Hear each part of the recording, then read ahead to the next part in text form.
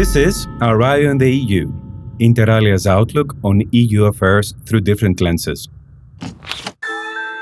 The EU keeps running accession talks with Albania.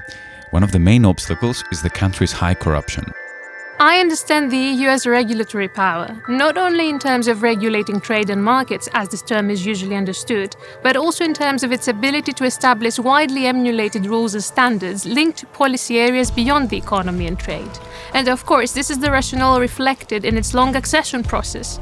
So whatever issues Albania might be facing at the moment concerning corruption, which I'm aware keep coming up, I'm sure they'll be adequately resolved before the country actually joins the Union. 60 million euros were allocated without public tender to build new migrant detention centers in Albania. As the European Union's priority is outsourcing migration control rather than addressing corruption, the Commission remains silent.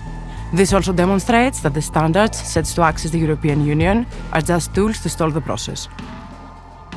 The European Commission announced a plan to make housing more affordable.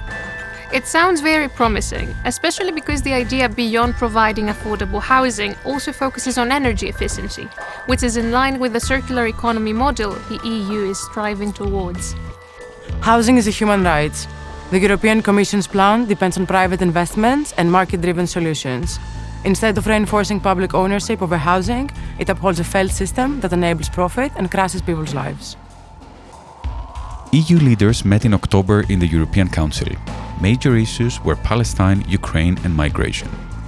These are definitely issues that need to be discussed at a European level, not only because they have a direct impact on the Union internally, but also because responding effectively is essential for maintaining the EU's authority as a global actor. What concerns me is how divided the EU can be on such issues, particularly regarding the Israeli-Palestinian conflict. Differences in views are of course very valid and welcome in this context. However, the inability to reach a consensus on impactful actions undermines this very goal of being a credible global actor. Right-wing leaders proposed innovative ideas like deportation hubs for migrants and including Syria in the list of safe countries for returns. The European Union fears a massive wave of new refugees coming from Lebanon and Palestine, which is inescapable as much as ironic.